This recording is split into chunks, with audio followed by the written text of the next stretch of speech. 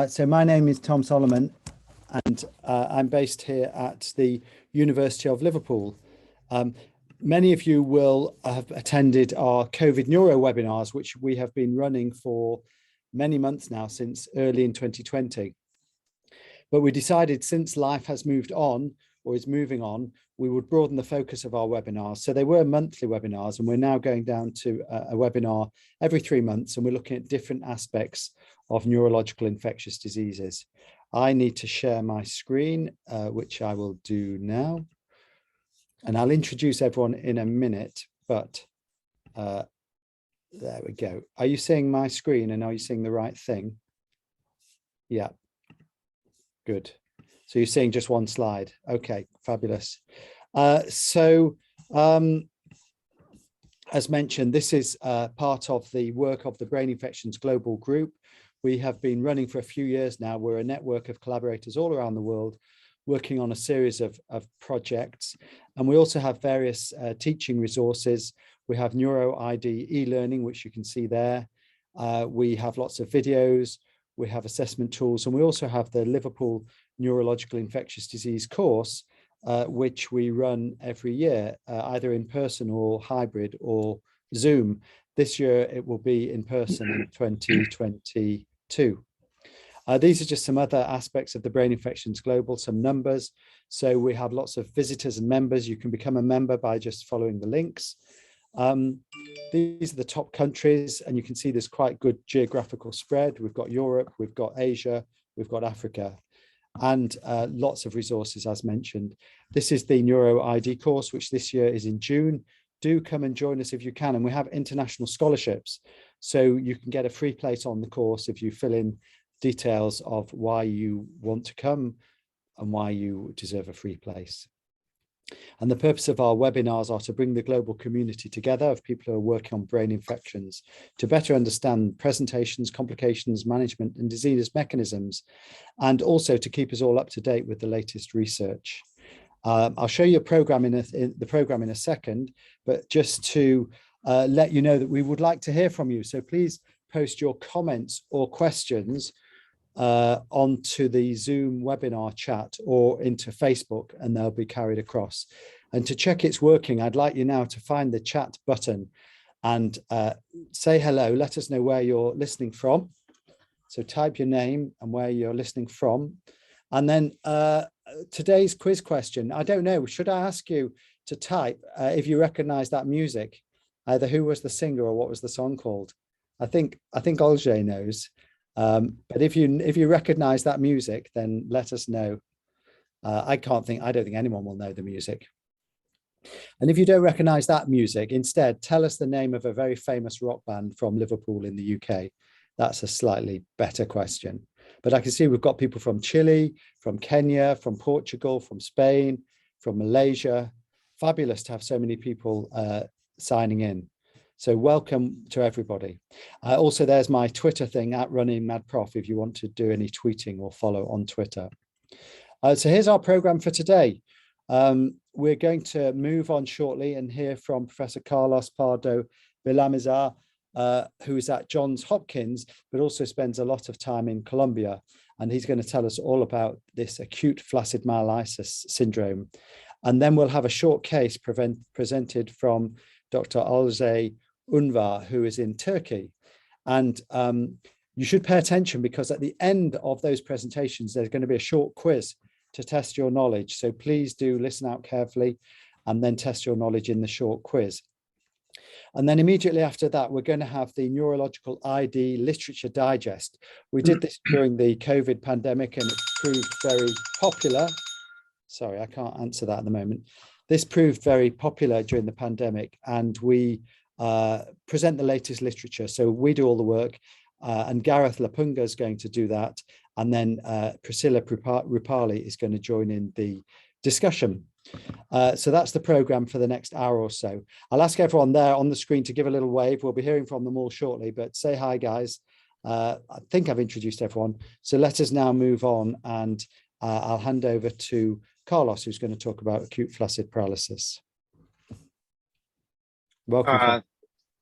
Thank you, Tom. Thank you very much, everybody, for being in the meeting this morning. Let me do my share.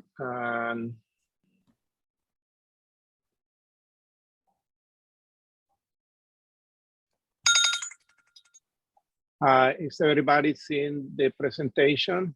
Yeah, we're getting that. Yeah. In the right way? Perfect. Yeah, perfect. Well, thank you so much. Acute flaccid myelitis is a fascinating topic, and perhaps in the past 10 years has increased our level of attention about the role of viral infections as well as neurological complications. I am based in Baltimore, Maryland, and my main area of work is neuroimmunology and neuroinfectious disorders. Please feel free of emailing me if you have any question about this presentation. Happy to interact with you. The main educational goal of this presentation is, number one, is to review the current clinical epidemiological aspect of acute flaccid myelitis. And I will touch a little bit of concepts about pathogenesis, although it's very limited. But what I like to review in detail is the diagnostic approach and the new concepts about how to deal with patients with acute flaccid myelitis. Acute flaccid myelitis has been labeled as the 21st century poliomyelitis. And some of you, probably not too many, experienced what was the meaning of poliomyelitis back in the 20th century. And it was a devastating disease, a disease that left a lot of children with significant disability and neurological problems. Unfortunately, acute flaccid myelitis resembles very well acute poliomyelitis in the way that children are affected very rapidly by a very devastating neurological syndrome that affects prominently the spinal cord and leave some of them with devastating neurological disability, particularly associated with paralysis, either in upper extremities or in lower extremities. And actually, as in poliomyelitis, some children actually are left ventilator dependent. That is one of the most devastating consequences of this disease. And what I like to do is basically go through some of the clinical and epidemiological aspects of this disorder.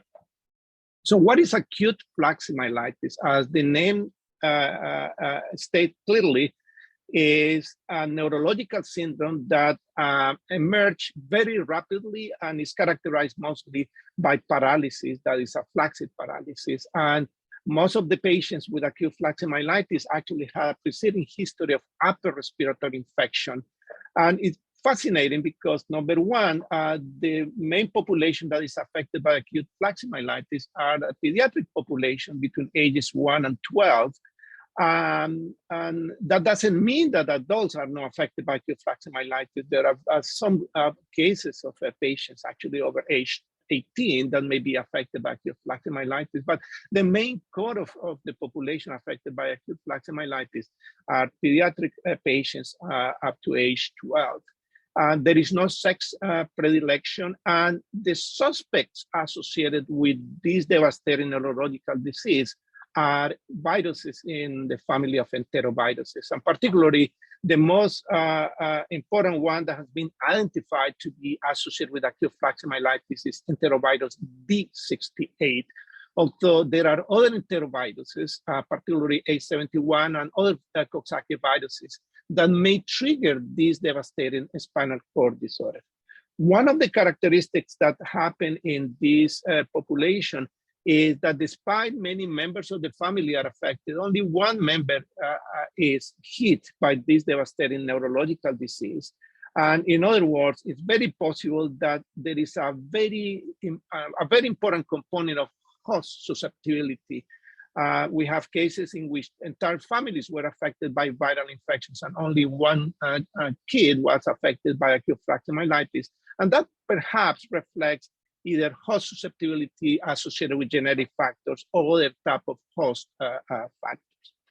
Now, you know very well that acute flaccid myelitis was described for the first time back in 2012. However, I think that acute flaccid myelitis has been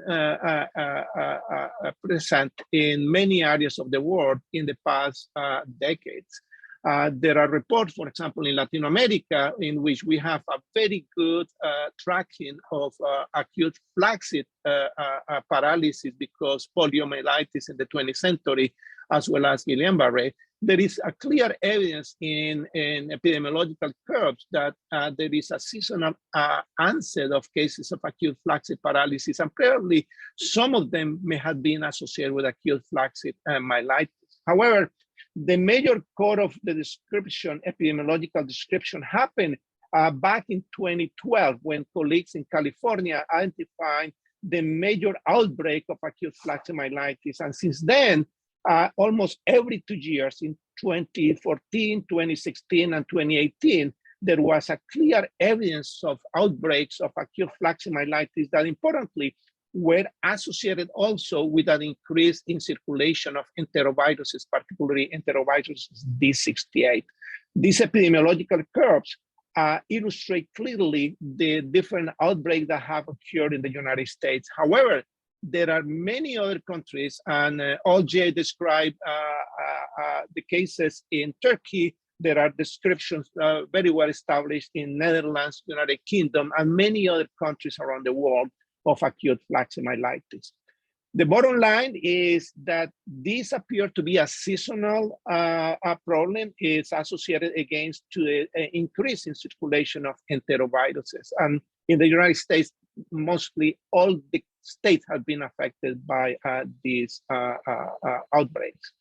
Now, let's review very carefully what are the major clinical features of acute flaccid myelitis. And I will base my presentation in this very detailed publication that was in MMWR in 2019 and published by our colleagues at the CDC.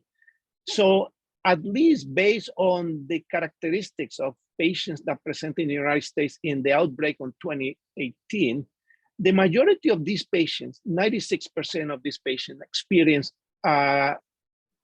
preceding illness, an illness that was infectious in nature. Many patients experience respiratory symptomatology, and another group of patients experience gastrointestinal symptomatology.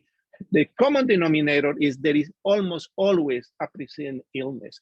One of the major clinical features of this patient population is there is a very rapid evolution of the symptoms. Many patients actually, in a matter of hours, are paralyzed. As you can see here, I mean, the IQR of this is between 2 and 8 days, but the bottom line is this is a very rapid progressive neurological symptomatology that in less of 48 hours present with a very devastating neurological syndrome. In the United States, at least from what we learned in 2018 outbreak, almost 60% of the patients were admitted to intensive care unit. And they were admitted to intensive care unit particularly because many of them were paraplegic, quadriplegic, and many of them required ICU support due to respiratory problems, and some of them required actually mechanical ventilation during the acute stage. The bottom line is almost 98% of the patients actually, and this outbreak required inpatient admission to the hospital. Very likely there are mild cases that we are now observing acutely, and perhaps many patients may present with very mild symptoms of weakness that probably they don't require admission to the hospital. But it's extremely important to keep in mind if there is a seasonal onset of symptoms preceded by illness, we need to keep in mind that acute flaccid myelitis is important. The aftermath of acute flaccid myelitis is also very important to keep in mind. It's devastating. Approximately 60% of the patients are left with significant neurological problems. Almost a quarter of the patients are left quadriparetic, quadriplegic. At least in the casuistic in the United States, 42% of the patients were left with involvement of upper extremities in which there was atrophy and there were other abnormalities of motor function. So that means that the public health involvement is critical here, and there is a need of multidisciplinary teams that pay attention not only to the infectious disorder, but pay attention also to the neurological, and particularly the acute and chronic rehabilitation effort, because these patients will require a very important amount of rehabilitation. This is from our experience in 2014 and 2016. What I like to highlight in this slide, in the blue bars is the evolution of infection symptomatology, prodromal illness. In the red bars is the evolution of neurological symptoms up to nadir. And you can see that many of the patients that we observed in 2014 and 2016 have a very rapid evolution. In a matter of hours, many patients almost in 6 hours were already quadriplegic or paraplegic. So this is a very rapid neurological syndrome. The main target is the spinal cord. Again, enteroviruses, particularly enterovirus D68, appears to be the major culprit. So the question is, why a respiratory infection? And again, enteroviral definition here, it may be a little bit a misnomer, because many of these enterovirus, particularly D68, are not necessarily enteric viruses. These are mostly respiratory viruses.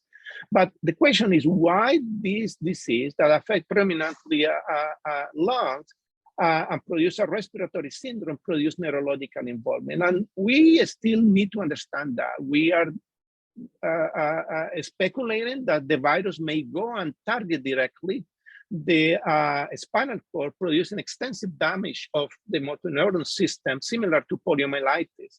Or there is a possibility that a very acute immunological responses mediated by either antibodies or T-cell mediated injury may target specifically structure of the spinal cord. So those are questions that are still not very clearly answered.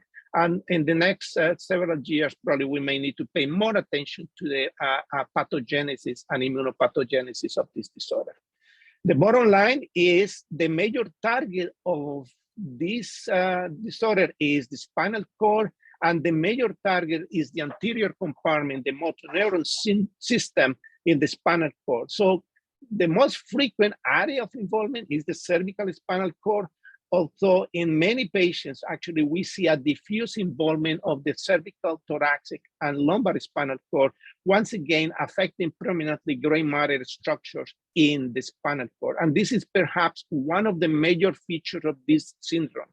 And this is the reason is distinguished from other neurological autoimmune disorders that affect the spinal cord, like myelitis or transient myelitis or myelin oligointercycle glycoprotein associated disease, that is a disease that is immunologically mediated, that damage also structure of the white matter. So this is selectively a damage of the spinal cord. This is a heat map. The most anterior bars represent the anterior compartment, the posterior are in the back. And this is to illustrate the distribution of involvement of the anterior compartment from the cervical lower to the lumbar region, and again reflects the pattern of susceptibility of the spinal cord in this syndrome.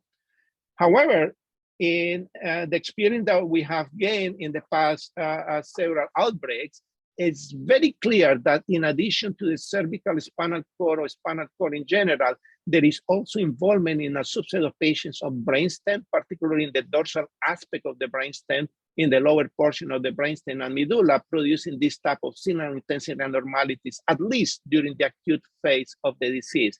And actually, this is important because many of these patients may experience also lower cranial nerve involvement, particularly motor cranial nerves, and they have a problem with facial paralysis, and they may have problems with abnormalities in cranial nerves in the lower portion. Now, acute flaccid myelitis may have three major mimickers in terms of the differential diagnosis. And this is extremely important for people that are in the front lines, in the pediatric emergency departments, and in the acute neurological setting. Acute flaccid myelitis, as the name say, is an acute onset of flaccid myelitis, but occasionally Guillain-Barré or transient myelitis, or even spinal cord infarctions may present clinically with similar symptomatology. So the clinician need to be aware about this potential presentation, and the clinician need to be aware about the possibility that many patients showing up to the emergency department with flaccid myelitis may have actually Guillain-Barré. That implies that the clinicians need to be very aware about not only the clinical presentation, the evolution on time, but particularly a very good neurological examination. And here is extremely critical to perform a very good neurological examination that may provide very good clues about the presence of upper motor neuron syndromes, lower motor neuron syndromes, presence of reflex, areflexia, or flaccid or hypertonicity in upper or lower extremities. And also pay attention to other elements of the clinical presentation, like the preceding neurological symptoms or preceding illness in those patients. So it's extremely important that any patient with rapid onset weakness, particularly when occurring during the setting of an infection, be evaluated carefully for acute flaccid myelitis. And that requires, obviously, a very comprehensive neurological assessment, and particularly the involvement of clinicians in the area of infectious disease and rehabilitation. It's extremely important that people pay attention to potential atypical features in the onset of acute flaccid myelitis. For example, if a patient is presenting to the emergency department with encephalopathy, that is a flag that may suggest that there are other potential factors involved in the presence of the flaccid paralysis. And if there is seizures, or there are seizures, or there are other sensory abnormalities, the clinician need to be aware that there are other syndromes that may mimic acute flaccid myelitis. Our colleagues in Netherlands, led by Jelty Helferich and Barry Jacobs, actually did and published recently a very nice paper that they compared the initial presentation of acute flaccid myelitis versus Guillain-Barré in their experience in Netherlands. And they found very interesting clues, particularly when you were comparing acute flaccid myelitis versus Guillain-Barré, that is one of the major mimickers. Number one, the age of onset was relatively low in the patients with acute flaccid myelitis. They were younger kids. The presence of respiratory infection or respiratory symptom was extremely important, because the majority of patients with acute flaccid myelitis presented with viral illness and respiratory illness. And many patients presented with a preceding fever, and the onset of the symptoms was very rapid in the majority of patients with acute flaccid myelitis. So those are clues that eventually may help clinicians to differentiate acute flaccid myelitis from Guillain-Barré. Now, one of the major tools that we have and major resources that we may need to have for the diagnosis of acute flaccid myelitis is MRI. And MRI is critical because MRI is extremely helpful to characterize the distribution of the lesion and determine, MRI is going to be very helpful to determine what is the compartment of the spinal cord affected, if this is predominantly a gray matter disease or is a white matter disease. And in that way, it's going to facilitate the identification or the better identification of cases of acute flaccid myelitis. So there are some features that may emerge in these patients. Some of them may have nerve root enhancement. And it's extremely important even to repeat the MRI when there is question about the distribution of the lesion or even the diagnosis, because remember, a spinal cord stroke may have normal MRI in the first 24 hours, and those strokes may show up later in MRIs. However, one of the critical issues is what we are going to do in countries with low resources, and when there is no MRI available, and when there is no an opportunity to do a very comprehensive imaging by MRI. So this is when the clinical examination, the clinical assessment, and particularly the analysis of spinal fluid, and if possible, microbiological sample may help to support the diagnosis of acute flaccid myelitis. In our view, spinal fluid analysis is very important, and even in countries with low resources, if there is an opportunity to do spinal fluid analysis to determine if there is pleocytosis in that spinal fluid that differentiate from cases of stroke or differentiate from cases with Guillain-Barré, is going to be extremely helpful. EMG and nerve conduction studies may be helpful, but are not necessarily indicated to be part of the diagnostic here. It's going to be helpful, particularly to characterize cases of lower motor neuron disease. But the emphasis probably is in favor of spinal fluid. So MRIs, as I mentioned before, are very helpful, but are helpful to differentiate not only acute flaccid myelitis from other mimickers, but also to evaluate the distribution of the lesions, either in the cervical compartment, thoracic, or lumbar spinal cord compartment. Now, in addition to the spinal cord involvement in acute flaccid myelitis, it is very important to appreciate if there is enhancement of the roots. We have seen important amount of enhancement of the anterior roots of the cervical or lumbar compartments, and this is occasionally helpful to establish the diagnosis. In subacute cases and cases that were suspected to have experienced acute flaccid myelitis, actually, the aftermath of the myelitis is a very extensive damage of the anterior horn. And this is a case in which the cervical cord was affected by acute flaccid myelitis in a very asymmetric way. And the patient was left with this extensive damage of the anterior horn of the spinal cord that basically left a hole in the spinal cord. And there are more severe cases in which there is a very extensive damage of the anterior compartment in those spinal cords. So those are clues for establishing diagnosis in cases of acute flaccid myelitis, particularly after onset of acute paralysis that was not evaluated acutely, but may be evaluated subacutely or after the presentation of the problem. Now, in the differential diagnosis, there are some other disorders that may mimic acute flaccid myelitis. Perhaps one of the classical ones is Myelin Oligointercycle Glycoprotein antibody disease. This is an autoimmune disorder that occasionally is triggered also by infectious disorders, in which there is an antibody that targets the compartment of the myelin in the spinal cord and the white matter and may produce extensive involvement of the spinal cord.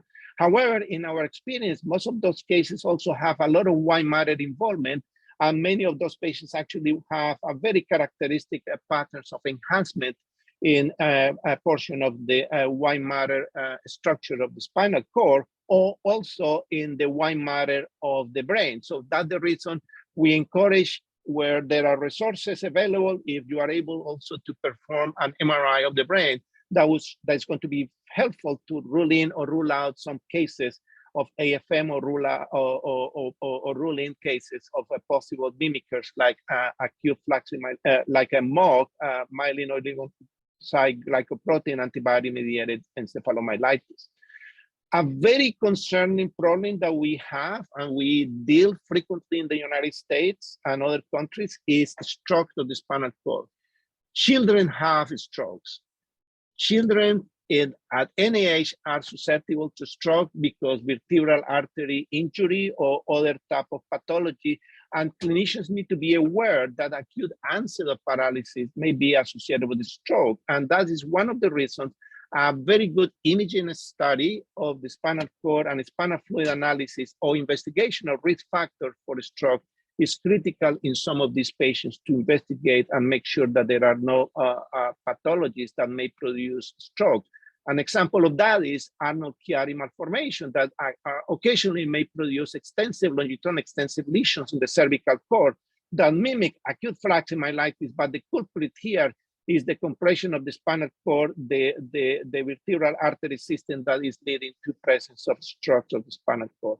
The bottom line is the green flags for diagnosis is presence of longitudinal extensive lesions in the cord, gray matter involvement, and there is not too much evidence of enhancement, and there may be evidence of nerve root enhancement.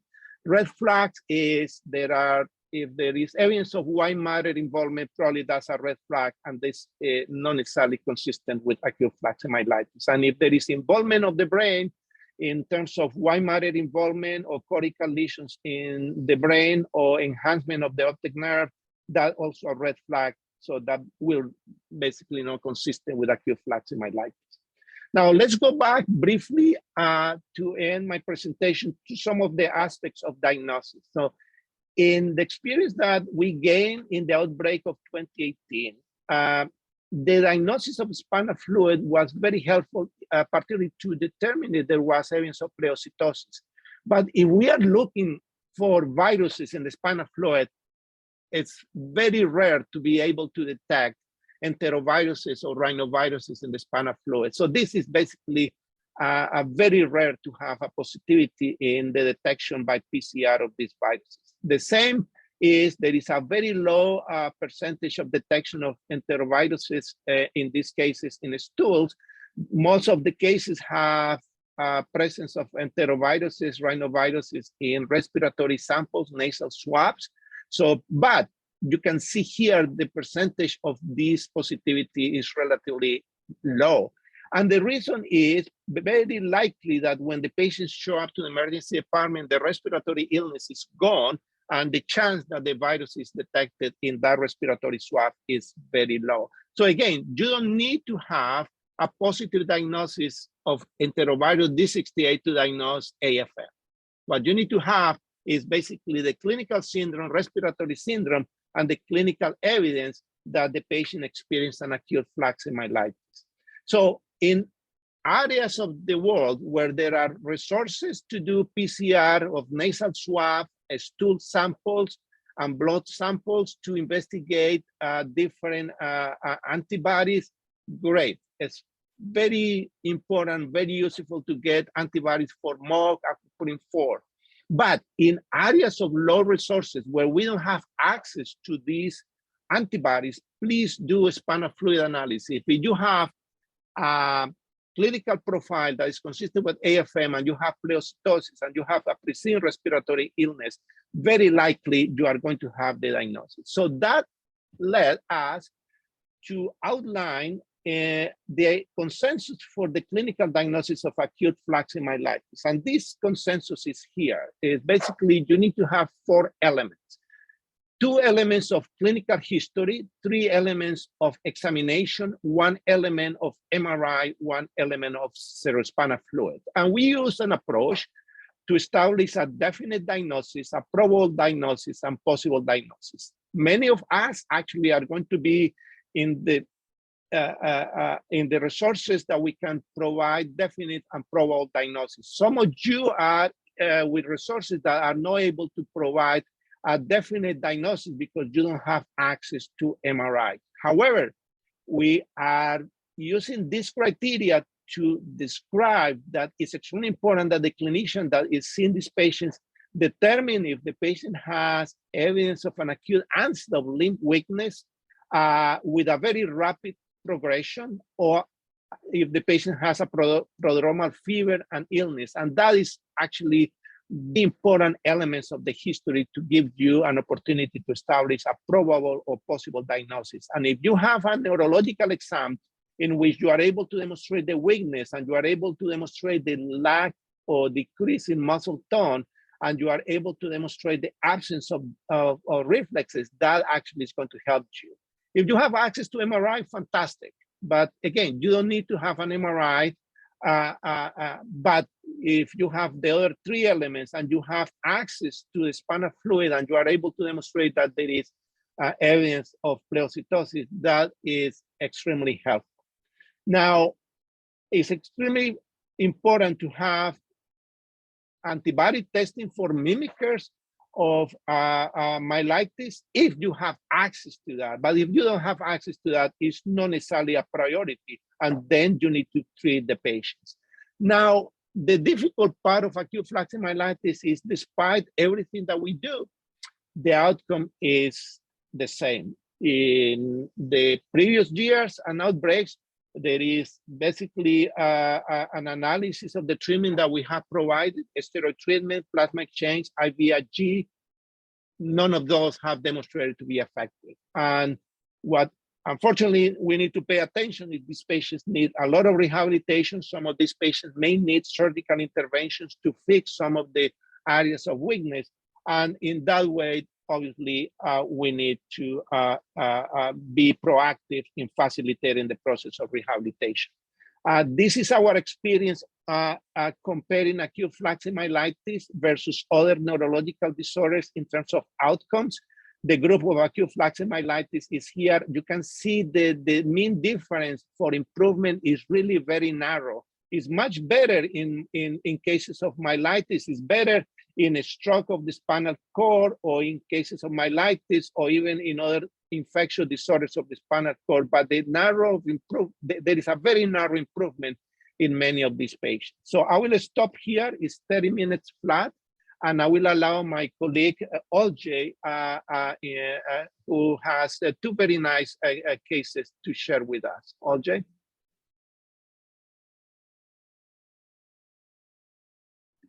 Hello, I'm a pediatric neurologist from Marmara University from Istanbul, Turkey.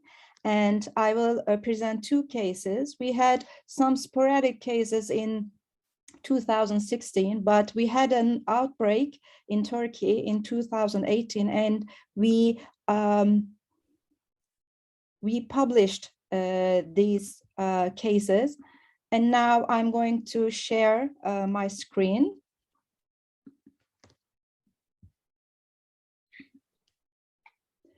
Okay, case one.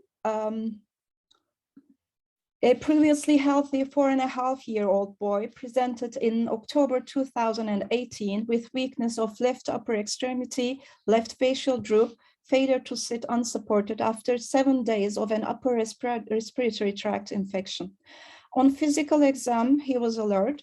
He had grade 2 strength in his upper proximal left extremity while maintaining a grade 3 strength distal to elbow and grade 4 strength in his left lower extremity. He had absent reflexes in the affected extremities with flexor plantar reflexes. Sensation to all modalities was intact, and he had nuchal rigidity. The patient underwent magnetic resonance imaging of his brain and spine that showed T2 hyperintense non-enhancing lesion in the posterior pons area and longitudinally extensive T2 hyperintense non-enhancing lesion in the cervical region. Cerebrospinal fluid analysis showed 10 lymphocytes with normal protein and glucose levels. Respiratory specimen analysis was positive for enterorhinoviruses, and the patient is treated with IV immunoglobulins 2 gram per kilogram over 2 days, followed by IV methylprednisolone 30 milligram kilogram per day for 5 days, and then 7 cycles of plasmapheresis. Now, here is the MRI images. Here are the MRI images of this patient. In A, you see axial T2 weighted brain MRI image shows hyperintensity in posterior pons area, which is typical for these patients. And B, sagittal T2 weighted spinal MRI image demonstrates a longitudinally extended lesion in cervical region. And C, axial T2 weighted spinal MRI image shows gray matter involvement. And these are very typical MRI images in AFM cases. Now I will show you some videos of this patient. This is the second day of admission. You can see the facial paralysis and also the left arm.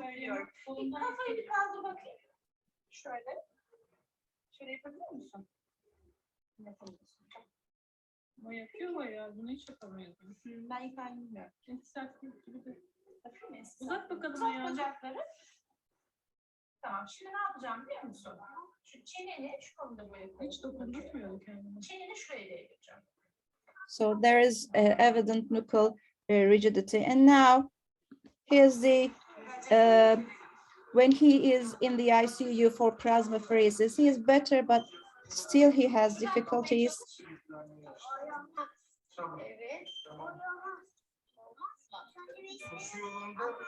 His father was a doctor too.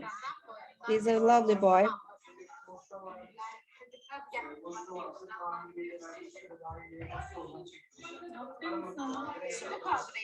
Ay çok iyi. Böyle mi ya? Böyle.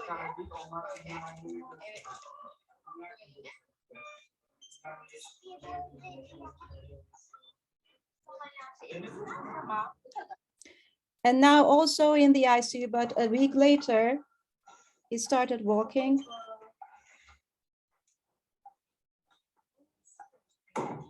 Yine geçmedi. Hocam. Yanında kalabiliyorsan.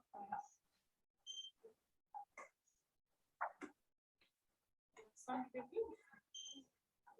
Acaba diğer tarafına mı geçsek?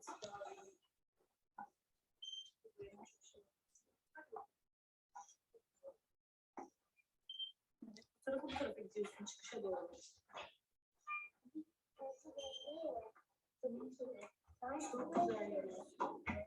He can walk with assistance, but now, a week later in the physical therapy and rehabilitation unit, he could walk unassistedly. Şimdi dön arkanı. Gülcan ablana yürü. But weakness in his left upper extremity continued. He had extensive physical therapy and rehabilitation.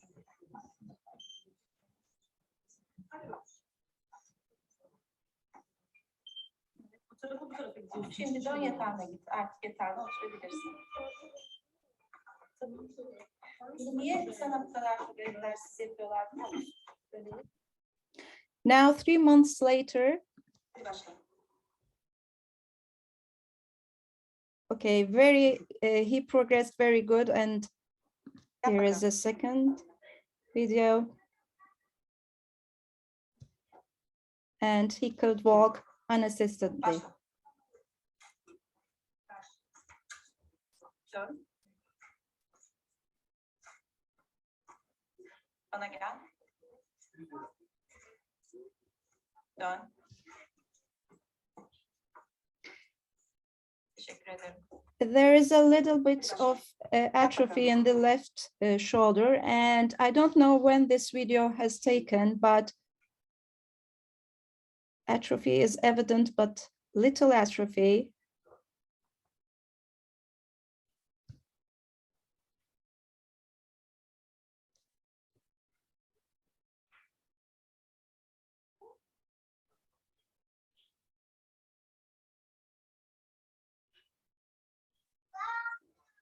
And I will show you a home video. I asked his father to send me a video of him, and approximately, actually, precise it 2 years later after EFM.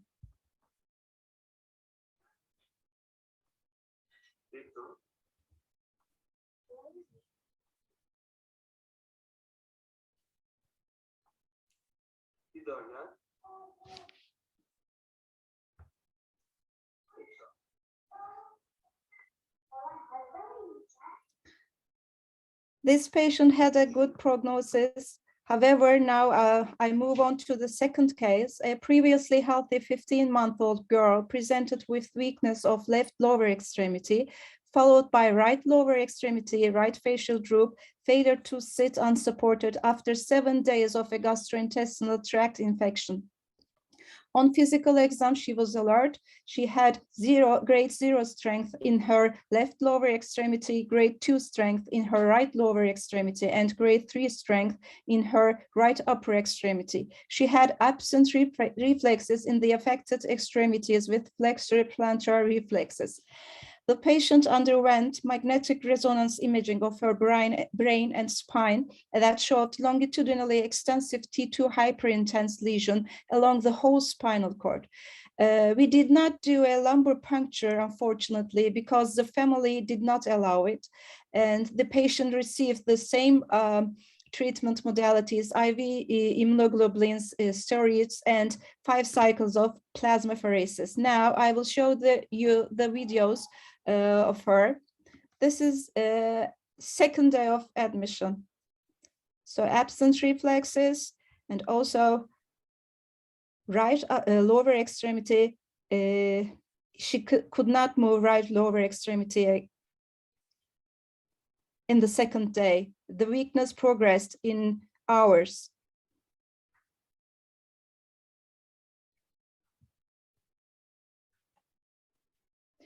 there is flaccid weakness of both lower extremities and right upper extremity, and also facial paralysis.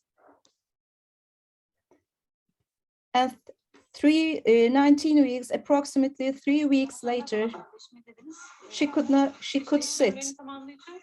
In the first video, you see that she could not sit unsupported, and she is alert and she's not happy. But in the second video, you can see that she's okay, she can sit. And after 2 weeks later, you can see that the left lower extremity is still weak. She cannot move.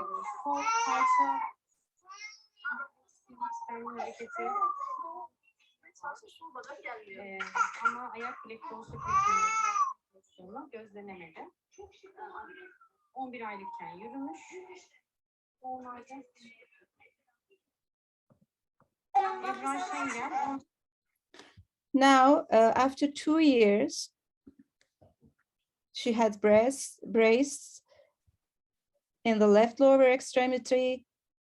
She could walk supported with support. She's a very lovely child. She always smiles when she comes to the clinic.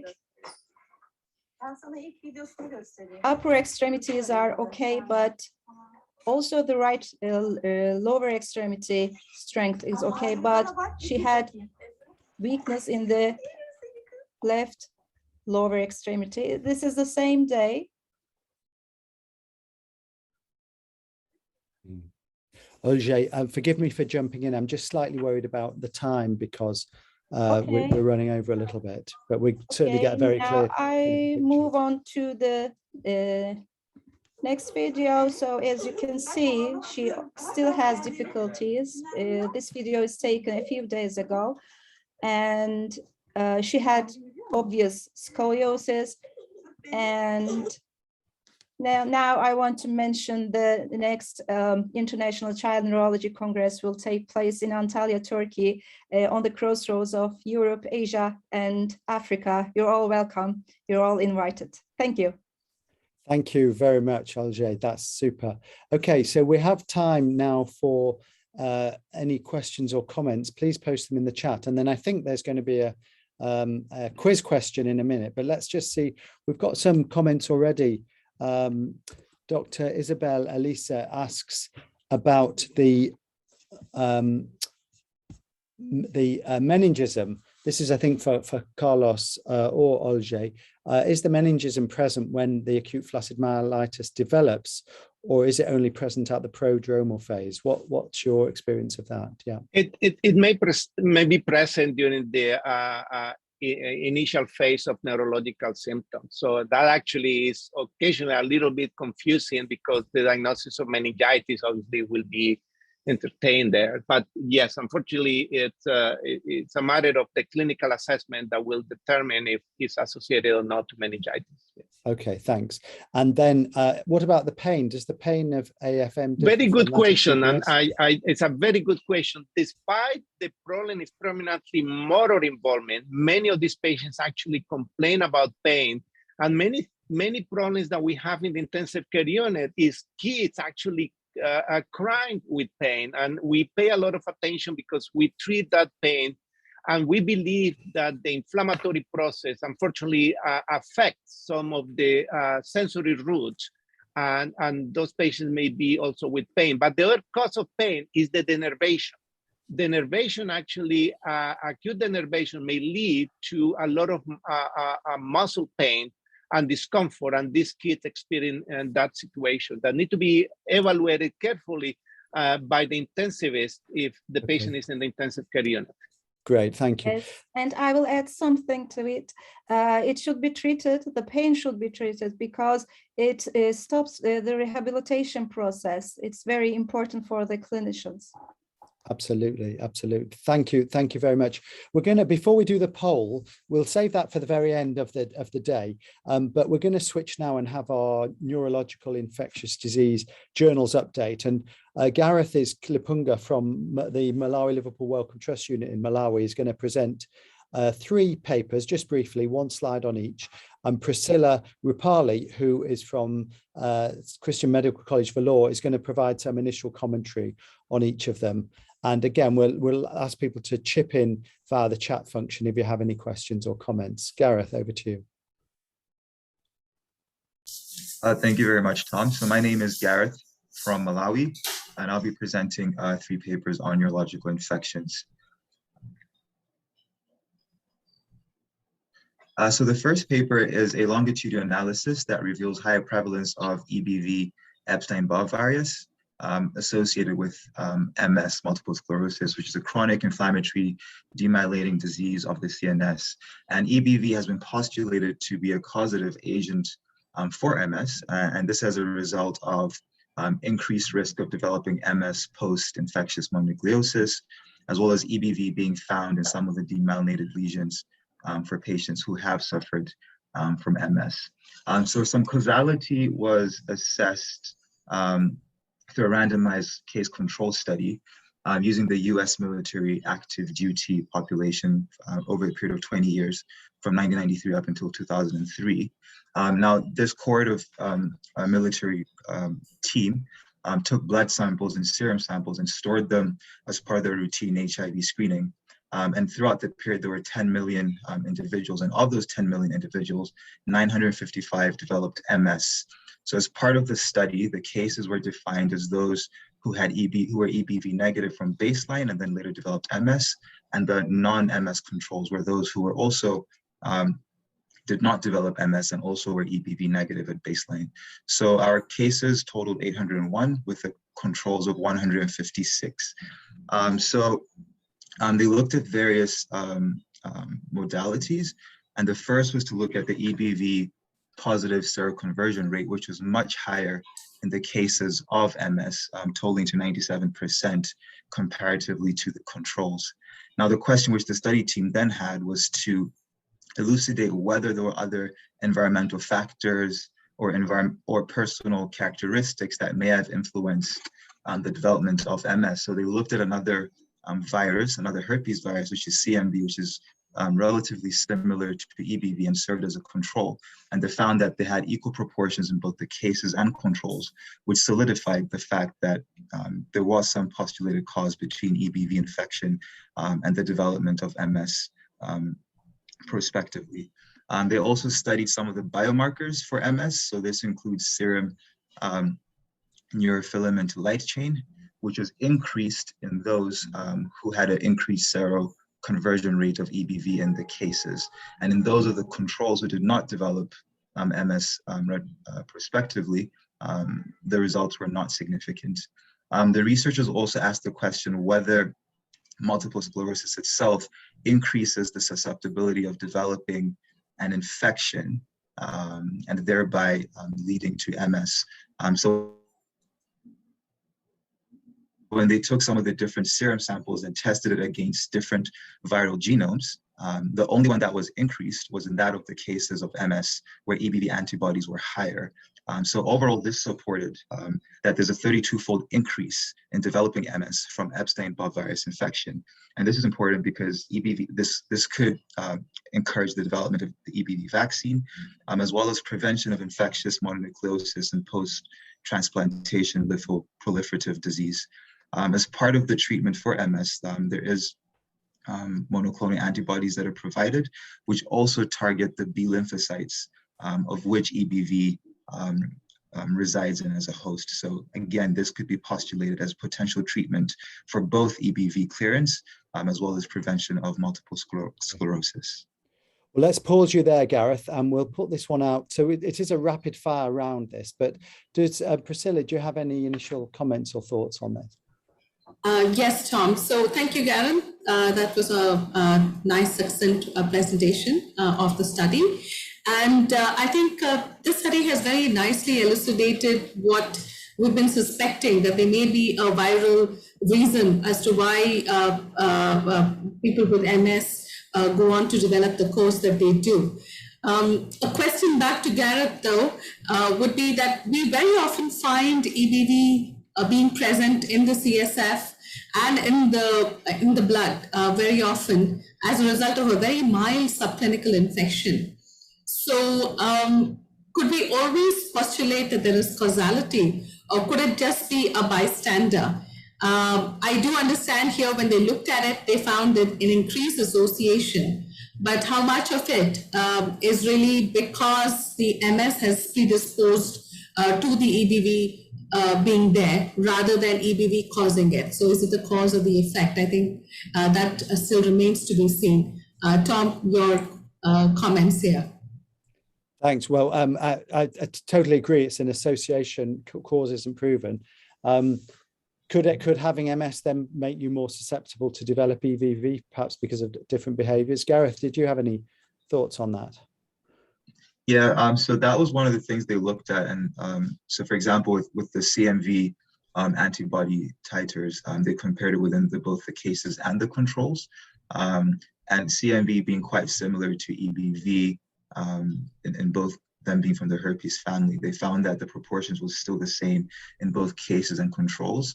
So though it's difficult to say for certain that there is a direct causality between EBV and MS, from some of the things that they did try to tease out with the CMV, as well as immune dysregulation by checking the antibody titers for various viral genomes, EBV still stands to be a somewhat higher, at least higher on the ranking, yeah, as a potential cause. Before we move on, I don't know if anyone else would like just one brief comment on any brief comment on this paper and their thoughts on it.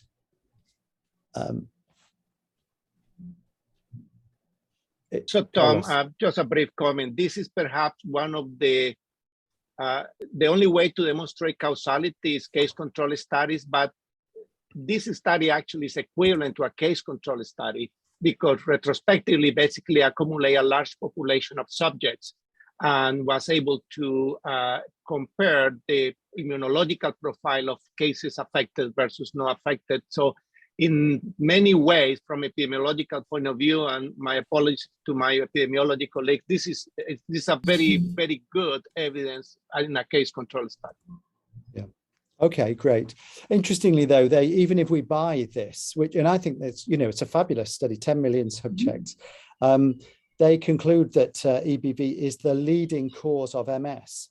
I'm not sure you can really draw that conclusion from this. You can say there's an association, even if you want to say EBV is a cause, unless you look at other causes in MS patients overall. But anyway, let's move on. Gareth, let's go on to your second paper. Right, so the second paper looks at the clinical usefulness of metagenomic next generation sequencing for the diagnosis of CNS infections in people living with HIV. So NGS is relatively costly and has had very little use within certain patient populations. So this was tested out at the Shanghai Public Health Clinical Center, where they specialize in patients and people living with HIV presenting with severe disease. In this particular case, we looked at patients with CNS infections who are getting routine clinical management, so getting lumbar punctures as well as brain imaging. So the method of this study was to perform NGS on patients who tested negative on all the conventional tests. And these are specifically persons living with HIV who were still suspected to have CNS infections. So this was done retrospectively between 2017 and 2019, and they recruited a total of 88 patients, of which 46% were naive to antiretroviral therapy, with 27% having received ART treatment for more than 6 months. And the entire cohort was deemed to have advanced HIV with a medium CD4 count of 63, having a suspected diagnosis of a CNS infection. So the median time for the results to reach the clinician team was about 2.5 days. And the idea was that when the results are initially inconclusive and they perform the NGS, the results would then be fed back to the clinical team so that they could reevaluate the diagnosis and see if there's another favorable outcome or alternative treatment pathway. So from the results itself, 56.8% of the population had their pathogens detected. And of these, most of the pathogens that were detected were those who had a lower median CD4 cell count of about 50. And various pathogens were detected in the CSF by the next generation sequence, such as the John Cunningham virus, CMV, varicella zoster virus, and also other rare pathogens such as Aspergillus, as well as Listeria monocytogenes. About 5.9%, 15% had multiple infections, and about 20.5% were able to confirm that it was not a CNS infection, as the CNS infection was not actually found.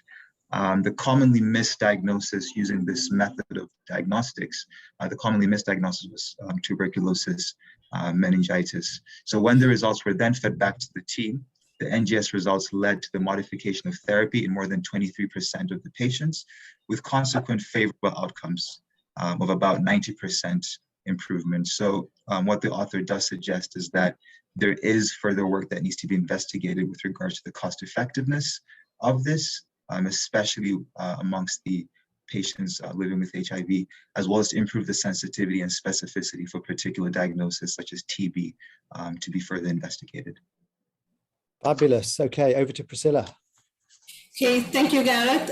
Again, a very interesting paper.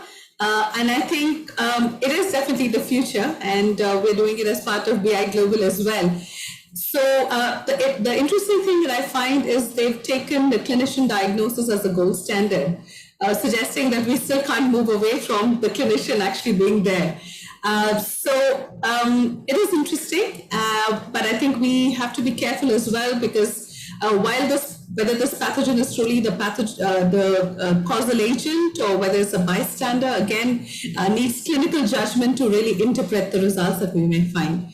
And I think another problem, though this was in the HIV-infected individuals, in patients who are not immunocompromised, when we get multiple pathogens, it's again going to be a bit of an issue, because we need to figure out which is more likely to cause the infection and then direct therapy accordingly. But as an excellent article, I think they were able to modify therapy in more than a quarter of the cases. They were able to be confident in about 35% of the cases. So for all practical purposes, I think this is definitely the future, and we hope that will contribute to an increased diagnosis of pulmonary infection.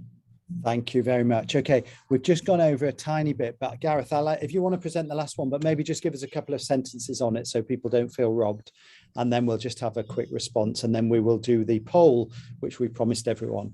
Go ahead, Gareth. All right, so this last paper looks at viral Parkinsonism, which is an underdiagnosed neurological complication of dengue virus, of which over the years has been an increase in the incidence of dengue virus.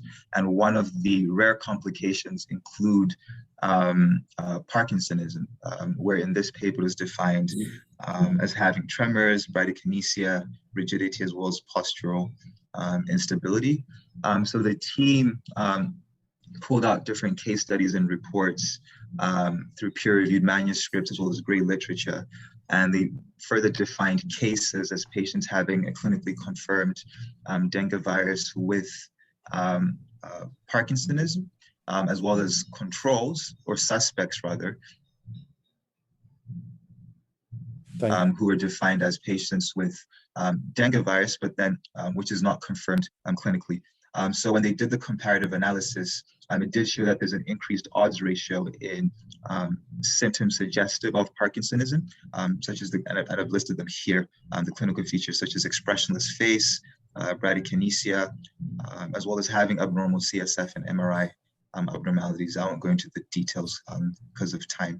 So what the paper did suggest in the end is that viral Parkinsonism from dengue virus infection may not actually be an isolated occurrence, and they may be an association, but overall it's difficult to diagnose viral Parkinsonism, and throughout the literature there's quite a lot of vague descriptors available and incomplete reporting of the disease syndrome. Thanks. So Priscilla, what are your thoughts on that one? So very quickly, in the interest of time, I think we're more familiar with Parkinsonism being associated with JE and West Nile virus. It's less well described with dengue, and I think it's important that the authors brought that out so that people can be aware of these side effects or complications, as you want to call it, after dengue virus infections. We're more familiar with a post-infectious demyelination or a cerebellitis or aseptic meningitis, and encephalitis. I think those are the more common ones, but I think it's interesting that they've found Parkinsonism as an association as well. Thanks. Yeah, I must admit, I had a quick look at this paper. I don't know how quickly the onset of these symptoms came on, Gareth. Was it quite a sudden thing or was it gradual? So for some of the cases it was acute, and for some it was just after the acute phase of the infection, though it did not state the specific time Yeah. that made it. Yeah. They were IgM and IgG positive as well, Tom. So I think it must have been pretty early, actually, almost 2 weeks probably. Yeah. I mean, of course, dengue is so common anyway. I would be slightly worried that you're just picking up people who were developing Parkinson's who happen to be dengue positive. But I guess if it came on out of nothing, if it didn't build up slowly over months, but it was just something happened acutely, then I guess that does make it more interesting. Anyway, thank you, Gareth. Thank you, Priscilla, but both of you for reviewing those papers, and sorry to cut things a little bit short. Let's just see if there are any other questions or comments. Yeah, from Sekat Dar saying, do you think seronegative EBV antibody status in a low suspicion MS case almost rules out the possibility of MS? So in other words, you see a patient, you think it's MS, and then you find they're seronegative for Epstein-Barr virus. Does that mean it's not MS? Anyone like to comment on that? Well, I will if nobody else is going to. Yeah, go ahead, Priscilla. Yeah.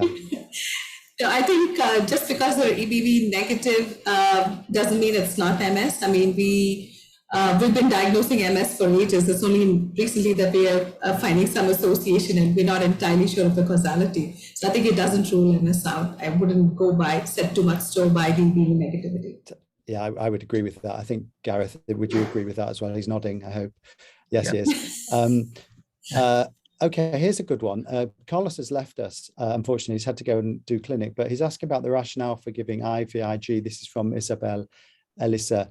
What's the rationale for Plex after IVIG in acute flaccid myelitis? Doesn't the Plex clear the antibodies administered? And I think the answer is yes. We would normally, for any of these patients, we would give a gap. Oljay, what are your thoughts on that? Sorry, I didn't see that. Yes, it's correct. Yeah. So we started with IVIG treatment and we saw that there is no improvement, and it was a new situation for us and it was devastating. And then we go on with methylprednisolone, so 5 days, so approximately a week has been gone, and we also saw that there was no improvement.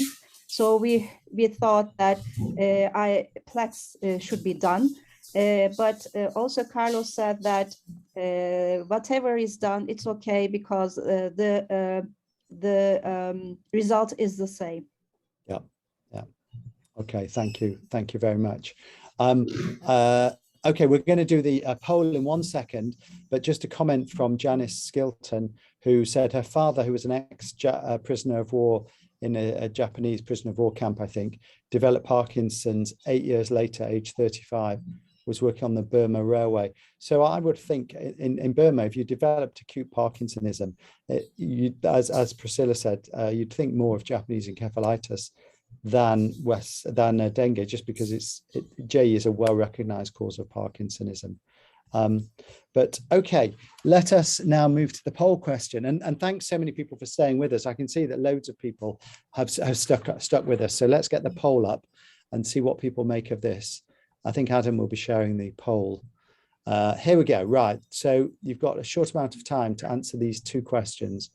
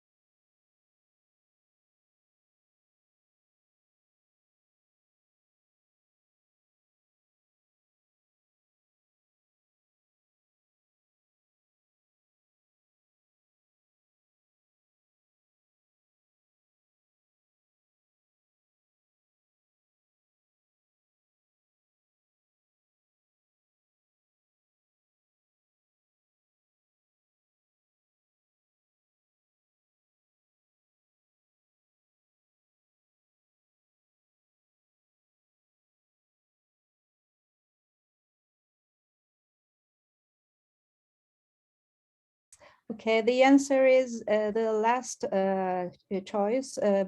E, most patients developed AFM between January and June because in the pandemic, most cases are seen between August and November.